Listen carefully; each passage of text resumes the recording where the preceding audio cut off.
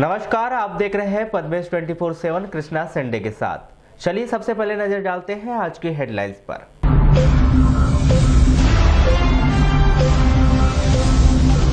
जिला प्रशासन ने दिया व्यापारियों को 10 दिन का समय, सारी व्यवस्था कर ले ठीक वरना प्रतिष्ठान कर दिए जाएंगे सील। 2 अक्टूबर से सिंगल यूज पॉलीथीन पर बैन, नगरपालिका और प्रशासन नहीं है तैयार। शहर में बड़ी अचानक चोरी की घटना, वार्ड नंबर 5 लहरी नगर के सुने मकान में 5 लाख से अधिक की चोरी। जिले के बीएसडब्ल्यू पाठ्यक्रम के तहत छात्रों को विश्वविद्यालय की ओर से करारा झटका, संबल कार्ड के तहत आवेदन के आदेश निरस्त। और लालबर्रा और वारासिवनी में मनाया गया आदिवासी समाज के द्वारा हरदेव शाह और रघुनाथ शाह का बलिदान दिवस। अब समाचार विस्तार से। गांधी जयंती 2 अक्टूबर से सिंगल यूज प्लास्टिक प्रतिबंध करने की केंद्र सरकार की घोषणा पर अमली जामा पहनाने की तैयारी में जिला प्रशासन और नगरपालिका का कोई रुझान नहीं दिखाई दे रहा है। आंकड़ों के अनुसार प्रतिदिन शहर के भीतर 10 टन से अधिक कचरा निकलता है, जिसमें 1 टन प्लास्टिक होता है।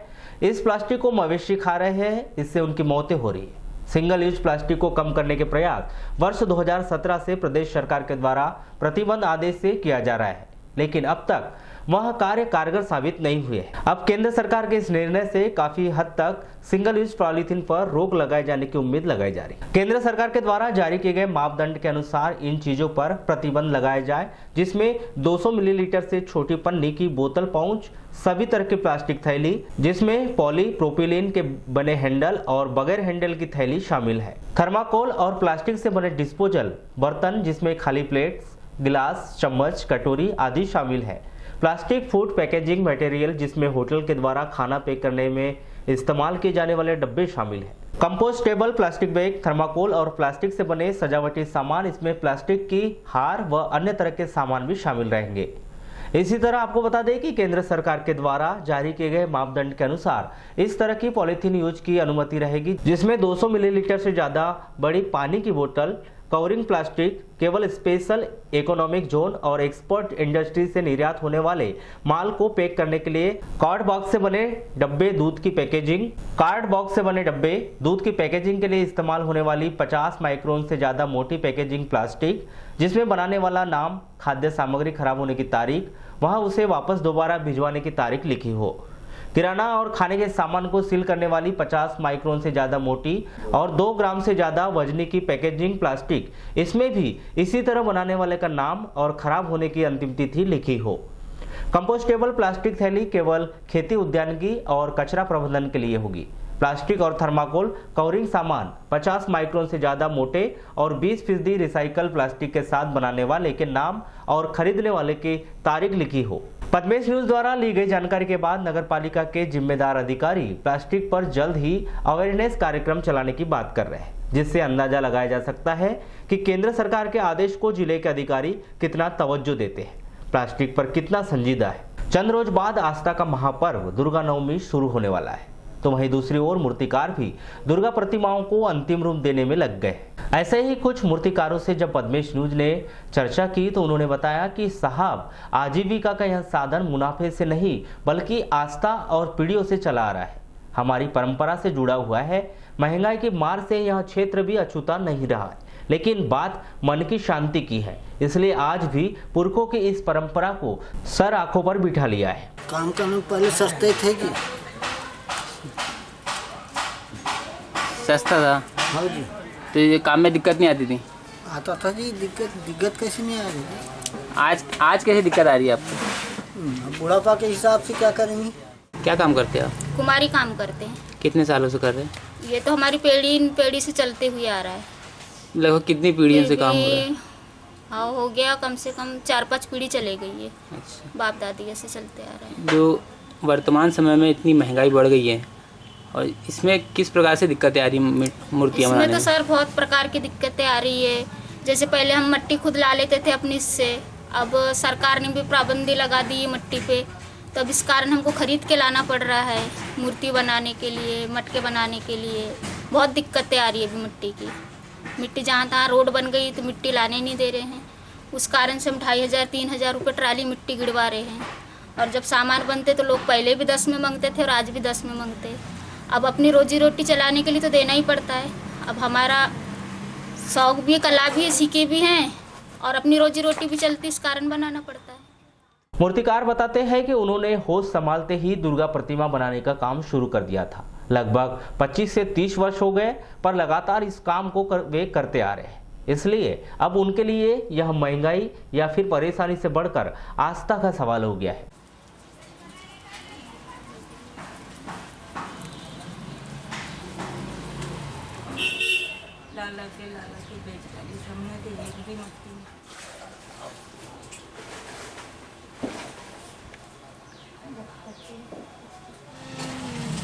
ये भाई रहता जी, मैं भी हत्ती तो बोलता है।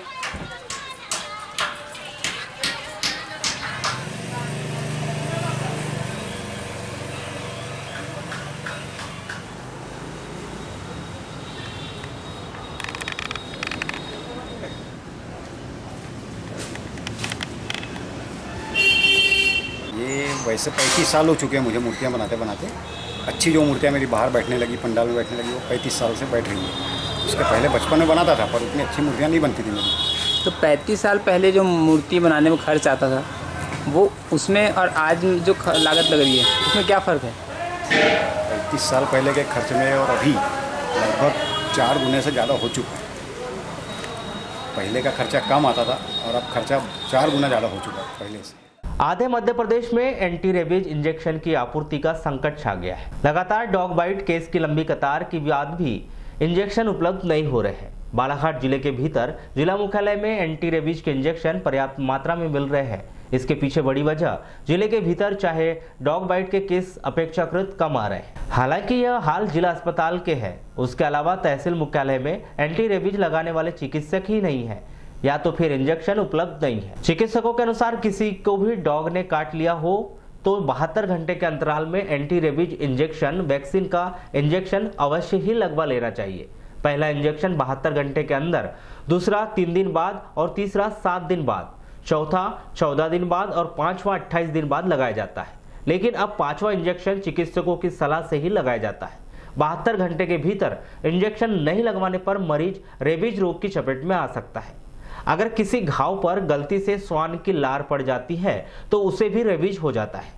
आपको बताएं कि एक बार मरीज रेबीज की चपेट में आ गया तो उसका कोई इलाज नहीं है। हालांकि उपचार के माध्यम से मरीज को कुछ राहत प्रदान की जा सकती है। एंटी रेबीज के मामले में जिले की स्थिति भी मध्य प्रदेश के अन्य जिलों की तरह है। हालांकि बीते दिनों डॉग बाइट के केस सामने आए, इस कारण एंटी रेबीज इंजेक्शन का पर्याप्त स्टॉक जिला अस्पताल में उपलब्ध है। जिले के जिम्मेदार चिकित्सक बताते हैं कि उनके द्वारा लगातार एंटी रेबीज के इंजेक्शन के स्टॉक के लिए वरिष्ठ स्तर पर पत्राचार किया जाता रहा है। वारासोली वार्ड नंबर 1 के निवासियों ने आवासीय पट्टे दिए जाने की मांग को लेकर कलेक्टर कार्यालय में एक ज्ञापन सौंपा है। कलेक्टर कार्यालय में सौंपे गए ज्ञापन के संदर्भ में की गई चर्चा के दौरान वारासोली वार्ड नंबर 1 निवासी ललिता देवारे ने बताया कि वे सविता टाकीज के पीछे 25 से 30 परिवार के लोग पिछले 15 सालों से झोपड़ा बनाकर निवास कर रहे हैं, जिन्हें अब तक आवासीय पट्टे नहीं मिले। उन्होंने बताया कि इसके पूर्व वार्ड वासियों के द्वारा नगर पालिका परिषद वारासोली, एसडीएम व एडीएम कार्यालय में पट्टे की मांग को लेकर कई बार ज्ञापन सौंपा गया है, लेकिन उनकी कहीं भी सुनवाई नहीं हो रही। शासन प्रशासन के द्वारा उनके वार्ड में 2 बार अतिक्रमण हटाने की कार्रवाई की जा चुकी। वे पिछले कई वर्षों से झोपड़ी में साड़ी का पल्ला लगाकर छोटे छोटे बच्चों को लेकर रह रहे हैं। कई बार डॉक्यूमेंट्स जमा कर चुके हैं, लेकिन अधिकारी लोग उनके सभी कागजात को फेंक देते हैं, लेकिन उन्हें आवासीय पट्टे नहीं देते। कलेक्टर दीपक आर्य के निर्देशन में वारासोली में मंगलवार को विभिन्न प्रतिष्ठानों में खाद्य अधिकारियों के द्वारा जांच कर समझाइश दी गई। इस कार्रवाई में खाद्य सुरक्षा अधिकारी संध्या मार्को, योगेश डोंगरे, राजस्व निरीक्षक तरुण प्रसाद बिशेन, नगर पालिका वारासोली अधिकारी और कर्मचारी उपस्थित रहे।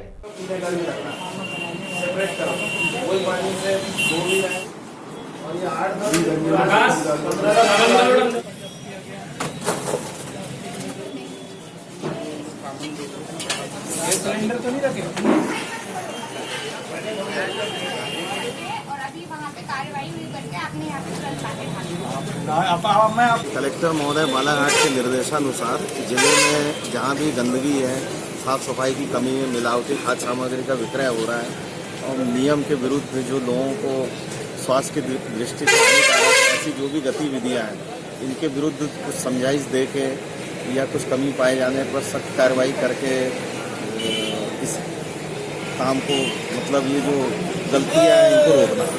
सर, आज आकर के कौन कौन सी दुकानों में चेकिंग किया गया और क्या क्या पाया? आज नगर पालिका के सामने 30 स्टॉल की हमने जांच की।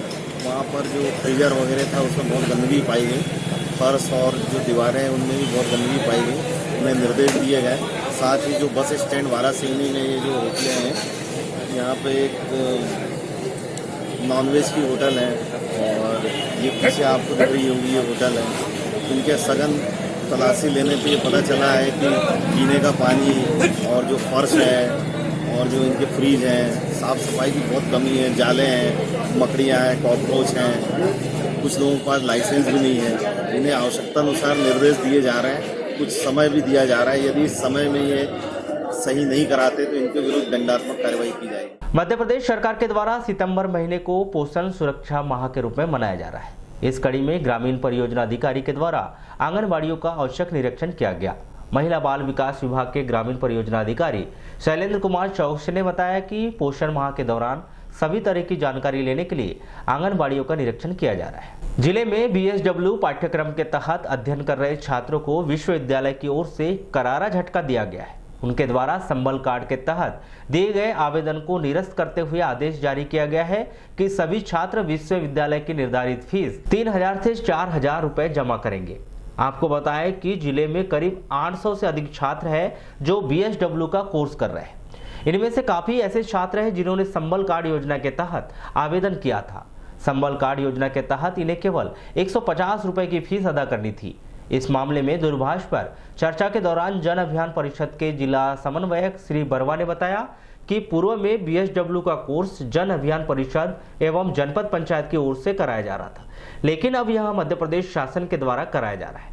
पूर्व में जिन छात्रों ने BSW के लिए आवेदन किया था उनसे संबल कार्ड योजना के तहत 150 रुपए की फीस ली गई थी, जिसे विश्वविद्यालय ने अस्वीकार कर दिया है। अब छात्रों को विश्वविद्यालय के द्वारा निर्धारित फीस का भुगतान करना होगा। नगर के जनपद पंचायत के सभा कक्ष में सामाजिक न्याय विभाग एवं नगर पालिका के तत्वाधान में दिव्यांग पंजीयन एवं जांच शिविर का आयोजन किया गया। इस शिविर में करीब आधा सैकड़ा से अधिक दिव्यांगों ने पंजीयन कराते हुए जांच करवाई। इस शिविर में जबलपुर से आई चिकित्सक की टीम के द्वारा दिव्यांगों की जांच की गई, जिनमें से 30 दिव्यांगों का चयन किया गया, जिन्हें एक माह बाद शासन की ओर से बैटरी चलित ट्राईसाइकिल प्रदान की जाएगी। इस संदर्भ में पद्मेश न्यूज से चर्चा के दौरान समग्र सामाजिक सुरक्षा विस्तार अधिकारी श्वेता वैद्य ने बताया कि दिव्यांगों को शासकीय योजनाओं के लाभ दिलाने के मकसद से इस शिविर का आयोजन किया गया है, जिसमें उन दिव्यांगों को शामिल किया गया है जो 80% विकलांग है। इन्हें शासन की ओर से बैटरी चलित ट्राईसाइकिल प्रदान की जाएगी। ये भारत सरकार की ADP योजना और सामाजिक न्याय विभाग के निर्देशानुसार दिव्यांगजनों के लिए दिव्यांगजन जिनकी श्रेणी चलन बाधित, अस्थि बाधित में चलन बाधित जो दिव्यांगजन होते हैं, जिनकी दिव्यांगता का प्रतिशत 80 या 80 से ऊपर है, उनको मोटराइज ट्राईसाइकिल प्रदान करने हेतु उनके चिन्हांकन और प्रशिक्षण के लिए शिविर आयोजन किया गया है। जिन भी दिव्यांगजन जो चलन बाधित हैं और उनका दिव्यांगता का प्रतिशत 80% से ऊपर है, उनका चिन्हांकन होगा, परीक्षण होगा। उसके बाद जो पात्र पाए जाएंगे आगामी माह में उनको बैटरी चलित मोटराइज ट्राईसाइकिल प्रदान की जाएगी। अच्छा मैडम, कितने पंजीयन हुए हैं, कहाँ से टीम आई है? टीम ये मेडिकल टीम जो आई है जबलपुर से आई है और अभी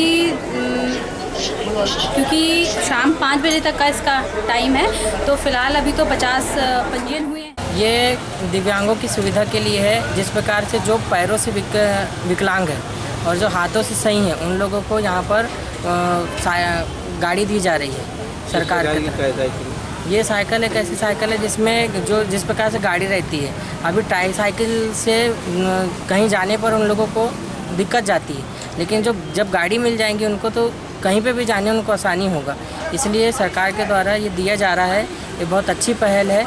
हमारे कई दिव्यांग भाई इसका फ़ायदा ले सके। मैं सबसे निवेदन करता हूँ कि ज़्यादा से ज़्यादा आके इस सरकार की पहल में और साइकिल लेने की कृपा।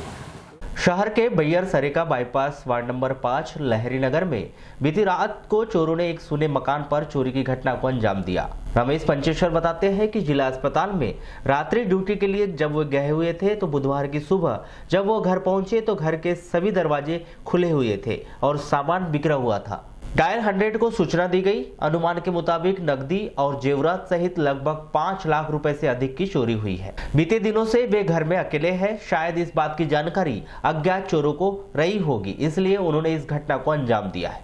मैं सुबह अपनी ड्यूटी से वापस आया करीब 8:15 को और देखा तो रोज़ की तरह मैंने गेट खोला तो गेट खोल करके अंदर आया और अंदर आया तो देखा कि छोटा गेट भी मेरा मतलब खुला हुआ पाया गया। फिर पीछे गया, फिर वो भी पूरे, फिर मेरे को शक हो गया कि मतलब कुछ हरकत हुई और मैं जब पीछे जाके देखा तो पूरे घर के अंदर का पूरा अंदर आके देखा तो सामान पूरे बिखरे पड़े थे। अलमारी खुली हुई थी, ताले के दरवाजे का जो मेन जो दरवाज़ा है अपने घर पे जहाँ पे सामग्री रहती है उसका कुंदे ताले सब टूटे हुए थे। अंदाजा चोरी कितने नकदी कितने गए?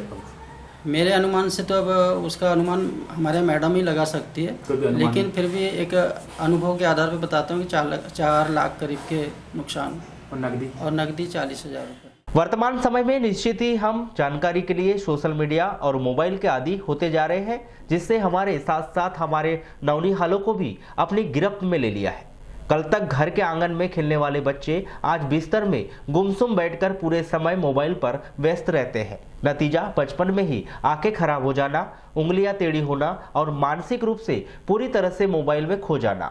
लेकिन भला हो शहर के आधा दर्जन से अधिक स्कूलों का, जिन्होंने इस बात को बड़ी बारीकी से समझ लिया कि उनके पास पढ़ने वाले बच्चे मोबाइल के किस तरह से आदी हो चुके हैं।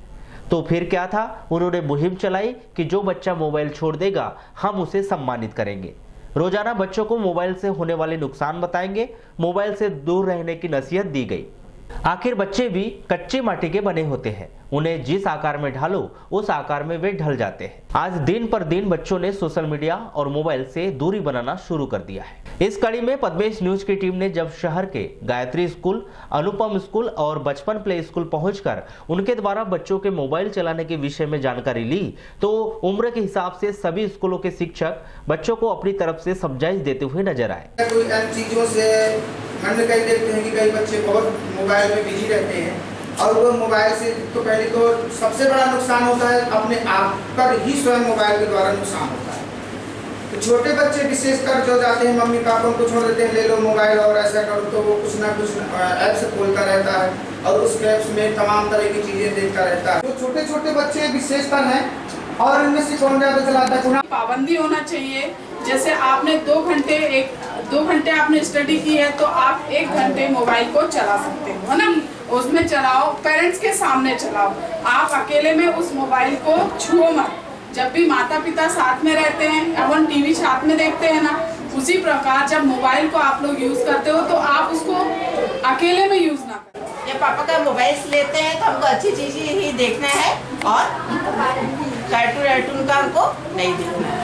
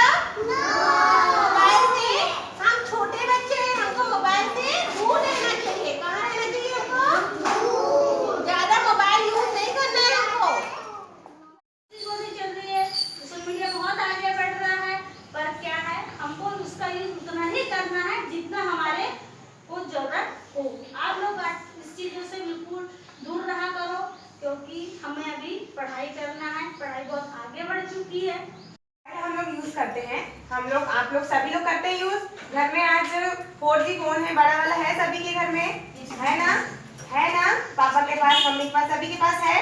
तो देखो बेटा, उसमें जो चीज हमारे काम की है मतलब हमारे सब्जेक्ट वाइज है, जो हमको मतलब जो जनरल नॉलेज है, इस हिसाब से ही आप लोग देखोगे। क्या देखोगे? सिर्फ हमारे सब्जेक्ट हमारे। इस कड़ी में बचपन प्ले स्कूल ने तो बाकायदा मोबाइल त्यागने के लिए एक मुहिम से चला रखी है और वे रोजाना असेंबली के दौरान उन बच्चों को सम्मानित भी करते हैं जिन्होंने मोबाइल छोड़ दिया है।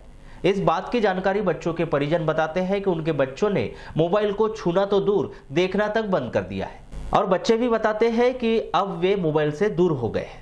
स्कूल की डायरेक्टर सोनल जेठवा बताती है कि उनके स्कूल में बच्चों के लिए स्पेशल मुहिम चलाई जा रही है कि बच्चे मोबाइल का उपयोग ना करें।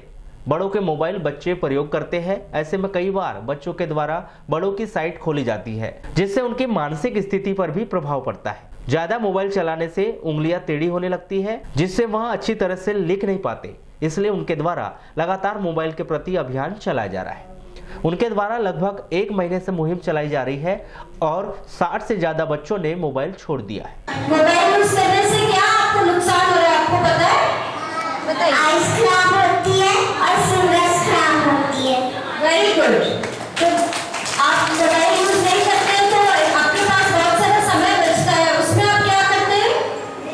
प्ले करते हैं। Very good. आप बताइए बेटा, आप मोबाइल यूज करते हैं? नो। आप मोबाइल यूज नहीं करते हैं तो आपको अच्छा लग रहा है? क्या करते हैं अब आप? बोलिए। पढ़ाई करते हैं। Very good. और मोबाइल क्यों यूज नहीं करते? आप अपने पेरेंट्स को भी कहते हैं कि मोबाइल यूज मत करिए? यस। हम लगभग 1 महीने से ये मुहिम चला रहे हैं और हमारे स्कूल के 60 से ज़्यादा बच्चों ने मोबाइल छोड़ दिया है। पेरेंट्स हमें फ़ोन करके बताते हैं कि हमारा बच्चा मोबाइल यूज़ नहीं कर रहा है, मोबाइल को हाथ तक नहीं लगाते। यदि पेरेंट्स कहते हैं कि मोबाइल उठा के लाके दो तो भी नहीं हाथ नहीं लगा रहे। और लगभग और बच्चे मोटिवेट हो रहे हैं मोबाइल छोड़ने के लिए। उनको हम डेली असेंबली में बुलाते हैं और उनको एक बैच देते हैं। उनको सामने दूसरे बच्चों के सामने लाते हैं कि इन बच्चों ने मोबाइल यूज़ करना बंद कर दिया है। ये इस तरह के बैच हम डेली बच्चों को दे रहे हैं। लालबरा के जनपद पंचायत कार्यालय के सामने स्थित बड़ा देव पूजा स्थल में आदिवासी समाज के तत्वाधान में गोंडवाना साम्राज्य के वीर राजा शंकर शाह कुंवर शाह रघुनाथ शाह का 162वां बलिदान दिवस 18 सितंबर को मनाया गया। यह कार्यक्रम जनपद अध्यक्ष किरण मरावी व समाज के वरिष्ठ जनों की उपस्थिति में संपन्न हुआ।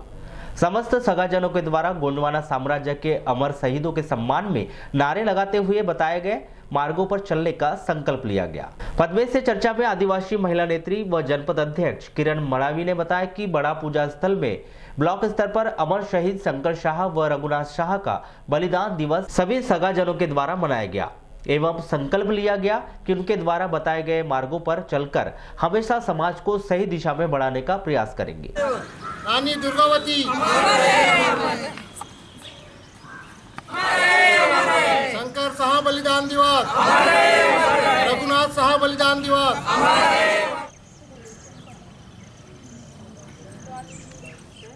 लालबरा स्थानीय जनपद पंचायत कार्यालय के सभा कक्ष में 18 सितंबर को दोपहर 1 बजे राष्ट्रीय पोषण माह कार्यक्रम के तहत वृहद पोषण सभा का आयोजन किया गया। समस्त आंगनवाड़ी कार्यकर्ता व स्व सहायता समूह के सदस्यों को राष्ट्रीय पोषण माह के तहत चलाई जा रही विभिन्न गतिविधियों की जानकारियों से अवगत कराया गया।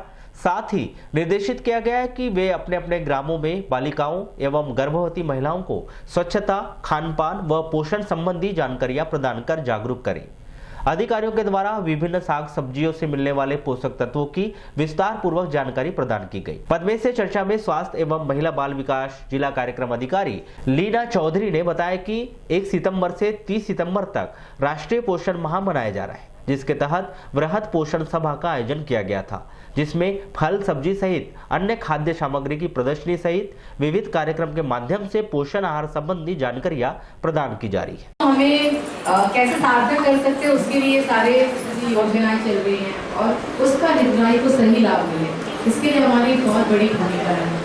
तो उसको बिल्कुल तन मन धन आपका इसका 100% है बनाई गई है ताकि हम कुपोषण से मुक्ति पाए। उनको कोई आधार नहीं है तो प्रधानमंत्री के नाम है, वहाँ पे उनको खुद रहना है, खुद करना है और समूह और महिलाएं बहुत सक्षम हैं। अब आपको पूरे इतने उदाहरण पड़े हैं कि महिलाओं ने कितनी विपरीत। वाराणसी के ग्राम पंचायत सिकंदरा स्थित आदिवासी सामुदायिक भवन में संयुक्त आदिवासी समाज संगठन के तत्वाधान में 18 सितंबर को महाराज शंकर शाह रघुनाथ शाह मरावी का बलिदान दिवस धूमधाम के साथ मनाया गया। इस दौरान पारंपरिक पूजा गोंडी रीति रिवाज से की गई, जिसके बाद बैंड बाजों के साथ विशाल शोभा यात्रा राजा शंकर शाह, कुंवर शाह, रघुनाथ शाह, महारानी दुर्गावती, क्रांतिकारी वीर बिरसा मुंडा, गोंडवाना के वीर शहीदों की जय, जिसमें युवक युवतियों के द्वारा नृत्य भी किया गया एवं जीवन झांकियां आकर्षण का केंद्र रही, जो शहर का भ्रमण करते हुए कार्यक्रम स्थल पहुंची, जहां मंचीय कार्यक्रम प्रारंभ हुआ, जिसमें वंदना, सामूहिक टीम एवं स्वागत गीत छात्राओं के द्वारा प्रस्तुत किया गया।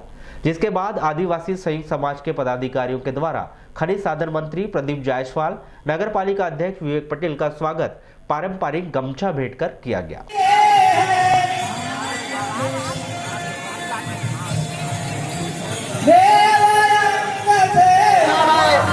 हमारे खून में, हमारे रगों में, हमारे जिस्म में जिंदा है। साथियों,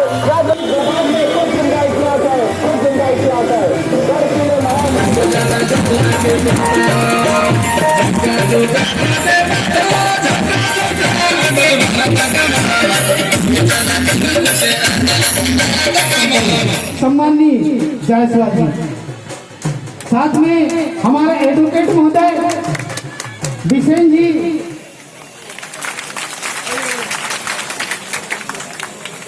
सम्मान कर देते लीजिए।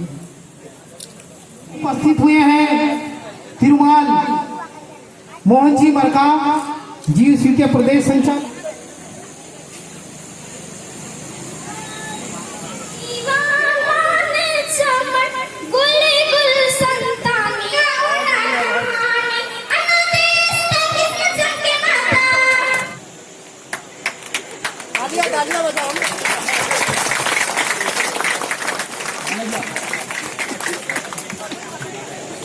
दिवस मनाया, वो भी आपने देखा कि पहले की तुलना में इस बार का आदिवासी दिवस विश्व आदिवासी दिवस को अलग तरीके से मनाया गया।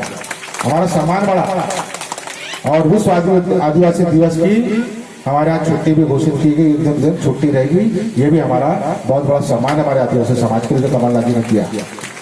बहुत सारी घोषणाएं उन्होंने की, आप सबको मालूम है कि आपके जितने भी कार्यक्रम होते हैं, हमारे परिवार में कोई पैदाइश होती है तब को जो कार्यक्रम होता है, हमारे परिवार में कभी दुख होता है, वो जो कार्यक्रम होता है, हर सुख दुख के कार्यक्रम में, जैसे गुड्डे भैया ने कहा, जब से हमारी सरकार बनी है, चाहे वो आदिवासी दिवस हो, चाहे बलिदान दिवस हो, आदिवासी समाज के कार्यक्रम को हमारी सरकार ने महत्व दिया है। आज की बलिदान दिवस है और पिता पुत्र की आज के दिन तोप से सजा सुनाई गई थी।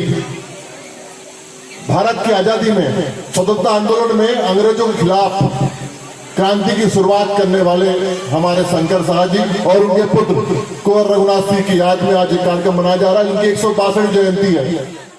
आज है महाराजा शंकर शाह कुंवर रघुनाथ शाह का बलिदान दिवस। क्या क्या कार्यक्रम आयोजित किए गए इसमें? इसमें सर्वप्रथम तो ध्वजारोहण किया गया, पूजन के साथ ध्वजारोहण किया गया और तत्पश्चात नगर भ्रमण के लिए रैली निकली और रैली के साथ जयकारे लगाए गए और पुनः रैली उसी मार्ग से होते हुए जहां जो आयोजित कार्यक्रम था उस स्थल पर पहुंचा। यहाँ पे क्या कार्यक्रम आयोजित किया गया? आज के आयोजित कार्यक्रम में है मंचासीन कार्यक्रम हुए, जिसमें समाज की जो आर्थिक दशा है, समाज की सामाजिक व्यवस्था, शैक्षणिक व्यवस्था और आर्थिक व्यवस्था प्रमुख रूप से रही। किरणापुर थाना के अंतर्गत ग्राम अकोला में दो पड़ोसियों में थोड़ी सी बात पर इतना अधिक विवाद बढ़ गया कि एक पड़ोसी ने दूसरे पड़ोसी के सिर पर सब्बल मार दिया। घायल व्यक्ति को गंभीर स्थिति में इलाज के लिए जिला अस्पताल में भर्ती कराया गया है। जानकारी के अनुसार तेजलाल कुड़ा पे 42 वर्ष का उसके पड़ोसी शेर सिंह से विवाद हो गया। इस दौरान शेर सिंह ने तेजलाल के सर पर सब्बल से वार कर दिया, जिससे तेजलाल गंभीर रूप से घायल हो गया, जिसे इलाज के लिए जिला अस्पताल में भर्ती कराया गया। कलेक्टर दीपक आर्य के निर्देश पर खाद्य सुरक्षा अधिनियम का जिले में कड़ाई से पालन सुनिश्चित करने के लिए खाद्य सुरक्षा अधिकारियों, राजस्व व नगर पालिका एवं पुलिस विभाग के द्वारा संयुक्त रूप से खाद्य सामग्री के व्यवसायियों के प्रतिष्ठानों की जांच की जा रही है। जिला प्रशासन के द्वारा जिले के समस्त खाद्य सामग्री व्यवसायियों को 10 दिनों का समय दिया गया है कि वे इस अवधि में खाद्य सुरक्षा, नगरपालिका एवं श्रम अधिनियम का पालन करें। 10 दिनों के बाद खाद्य सामग्री विक्रय करने वाले प्रतिष्ठानों की जांच में नियमों का पालन नहीं किया गया तो कड़ी दंडात्मक कार्रवाई की जाएगी। श्रम अधिनियम गुमास्ता के अंतर्गत नगरीय क्षेत्र में स्थायी स्वरूप के कारोबार का पंजीयन अनिवार्य है। नियोजक को सप्ताह में कर्मचारियों को 1 दिन का अवकाश प्रदान करना अनिवार्य है। कलेक्टर आर्य ने सभी प्रकार की खाद्य सामग्री के विक्रेताओं को निर्देशित किया गया है कि वे 10 दिनों के भीतर खाद्य सुरक्षा, नगरपालिका नियम एवं श्रम अधिनियम गुमास्ता का पालन करना सुनिश्चित करें। 10 दिनों के बाद जिला प्रशासन की टीम के द्वारा पुनः जांच का कार्य प्रारंभ कर दिया जाएगा और जांच के दौरान इन नियमों व निर्देशों का उल्लंघन पाया जाएगा तो प्रतिष्ठान के संचालक पर कार्रवाई की जाएगी और उस प्रतिष्ठान को सील बंद करने की कार्रवाई की जाएगी। महिला एवं बाल विकास परियोजना बालाघाट शहरी के आंगनवाड़ी केंद्र क्रमांक 47 वार्ड नंबर 22 के आंगनवाड़ी कार्यकर्ता सुनीता राउत के द्वारा राष्ट्रीय पोषण आहार कार्यक्रम में रुचि न लेने, बिना पूर्व सूचना के अनुपस्थित रहने एवं पर्यवेक्षक एवं आंगनवाड़ी सहायिका से अभद्र व्यवहार करने के कारण उसे पद से पृथक कर दिया गया है। परियोजना अधिकारी दिनेश शर्मा के द्वारा उक्त आंगनवाड़ी केंद्र की स्वयं जांच की गई। जांच में पाया गया कि आंगनवाड़ी कार्यकर्ता का व्यवहार असहज है, जिसके कारण वह अपने पदीय कर्तव्य का पालन करने में असमर्थ है। आंगनवाड़ी केंद्र के समस्त रिकॉर्ड अपूर्ण है तथा हितग्राहियों को लाभ देने में वह कोई रुचि नहीं लेती है। इन सब कारणों के आधार पर सुनवाई का पर्याप्त अवसर देने के बाद पद से पृथक करने का निर्णय लिया गया है। वारासुनी ट्रैक्टर संचालक एसोसिएशन ने 18 सितंबर को तहसील कार्यालय पहुंचकर एसोसिएशन अध्यक्ष मिश्रीलाल कटरे के नेतृत्व में एसडीएम के नाम ज्ञापन सौंपकर तहसीलदार कैलाश कन्नेजो को ज्ञापन सौंपा है, जिसमें मांग रखी है कि प्रतिबंध के बाद भी बैलगाड़ी चालकों के द्वारा चेन्नई नदी से रेत का अवैध उत्खनन कर बेचा जा रहा है। इस पर तत्काल प्रतिबंध लगाया जाए। और ये वाराणसी नगर में जो बैलगाड़ियां चल रही है ये अवैध रूप से मतलब 1 जुलाई से 30 सितंबर तक पर्यावरण की ओर से नदी में किसी भी उत्खनन और परिवहन पे ब्रेक है। रेत नहीं निकाल सकते, लेकिन बैलगाड़ी वाले रोज यहाँ कम से कम वाराणसी में 150 बैलगाड़ियाँ चल रही है जो ट्रैक्टर मालिकों के मतलब रोजी रोटी को वो कर रहे हैं। और ये लोग सस्ते में रेट डाल के सरकारी काम, प्राइवेट काम सब जगह ये लोग रेट डाल रहे हैं और बिना रॉयल्टी के निःशुल्क रेत लाते हैं और बेच रहे हैं लोग। जबकि रेत का ऐसा बैलगाड़ी वालों का जहाँ तक नियम है कि वो अपने स्वयं के उपयोग के लिए बैलगाड़ी से नदी से रेत निकाल कर स्वयं के उपयोग के लिए ले सकते हैं, बेच नहीं सकते। व्यापार कर रहे हैं और ये व्यापार आज किसको ज्ञापन सौंपा और किसके माध्यम हमने मतलब तहसीलदार महोदय को ज्ञापन दिया, अनुविभागीय अधिकारी वाराणसी के नाम। चलते चलते एक नजर आज की हेडलाइंस पर एक बार फिर।